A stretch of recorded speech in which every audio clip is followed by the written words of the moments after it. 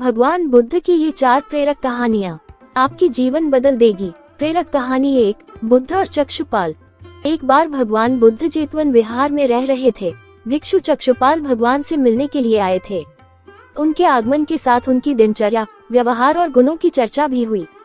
भिक्षु चक्षुपाल अंधे थे। एक दिन विहार के कुछ भिक्षुओं ने कुछ मरे हुए कीड़ों को चक्षुपाल की कुटी के बाहर पाया और उन्होंने चक्षुपाल की निंदा करनी शुरू कर दी कि उन्होंने इन जीवित प्राणियों की हत्या की।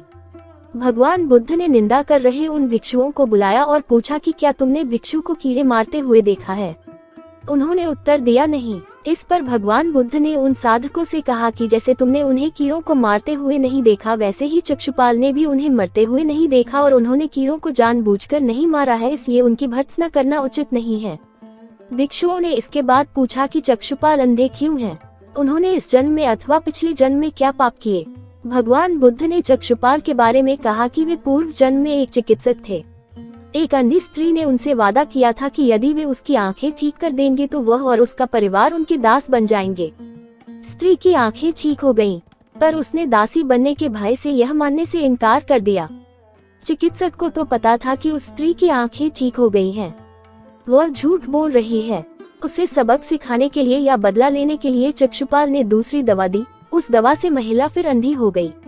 वह कितना ही रोई पीटी, लेकिन चक्षुपाल जरा भी नहीं पसीजा। इस पाप के फलस्वरूप अगले जन्म में चिकित्सक को अंधा बनना पड़ा। प्रेरक कहानी 2, परिश्रम और धैर्य। एक बार भगवान बुद्ध अपने अनुयायियों के साथ किसी गांव में उपदेश देने जा रहे थे।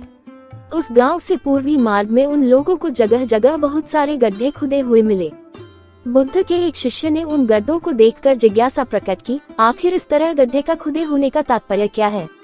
बुद्ध बोले, पानी की तलाश में किसी व्यक्ति ने इतने गड्ढे खोदे हैं। यदि वह धैर्यपूर्वक एक ही स्थान पर गड्ढे खोदता तो उसे पानी अवश्य मिल जाता, पर वह थोड़ी देर गड्ढा खोदता और पानी न मिलने पर दूसरा गड्ढा खोदना शुरू कर देता। व्यक्ति को परिश्रम करने के साथ धैर्य भी रखना चाहिए। प्रेरक कहानी 3, अमृत की खेती। एक बार भगवान बुद्ध भिक्षा के लिए एक किसान के यहाँ पहुँचे। तथागत को भिक्षा के लिए आया देखकर किसान उपेक्षा से बोला, श्रमण में हल जोतता हूँ और तब खाता हूँ। तुम्हें भी हल जोतना और बीज बोना चाहिए और तब खाना खाना चाहिए। बुद्ध ने कहा, महाराज, मैं भी खेती ही करता हूँ।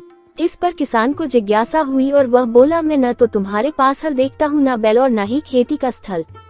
तब आप कैसे कहते हैं कि आप ही खेती ही करते हो? आप कृपया अपनी खेती के संबंध में समझाएं। बुद्ध ने कहा, महाराज, मेरे पास श्रद्धा का बीज, तपस्या रूपी वर्षा और प्रजा रूपी जोत और हल है। पाप भीरुता का दंड है, विचार रूपी रस्सी है, स्मृति और जागरूकता रूपी हल की फाल और पेनी है। मैं वचन और कर्म में संयत रहता हूँ। मैं अपनी इस खेती को बेकार घास से मुक्त रखता हूँ और आनंद की फसल काट लेने तक प्रयत्नशील रहने वाला हूँ। अप्रमाद मेरा बैल है जो बाधाएं देखकर भी पीछे मुंह नहीं मोड़ता है। वह मुझे सीधा शांति धाम तक ले जाता है। इस प्रकार मैं अमृत की खेती करता हूँ। प्रेरक कहानी 4, दान की महिमा।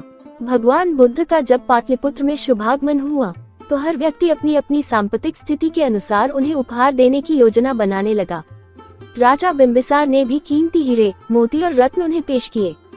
बुद्धदेव ने सबको एक हाथ से सहर्ष स्वीकार किया। इसके बाद मंत्रियों, सेठों, साहूकारों ने अपने अपने उपहार उन्हें अर्पित किए और बुद्धदेव ने उन सबको एक हाथ से स्वीकार कर लिया। इतने में एक बुढ़िया लाठी टेकते वहां आई।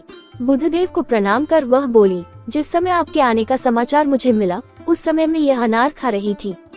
मेरे पास कोई दूसरी चीज न होने के कारण मैं इस अधखाए फल को ही ले आई हूँ। यदि आप मेरी इस तुच्छ भेंट स्वीकार करें तो मैं अहोभाग्य समझूंगी। भगवान बुद्ध ने दोनों हाथ सामने कर वह फल ग्रहण किया। राजा बिंबिसार ने जब यह देखा तो उन्होंने बुद्धदेव से कहा, क्षमा करें, एक प्रश्न पूछना चाहता हूँ।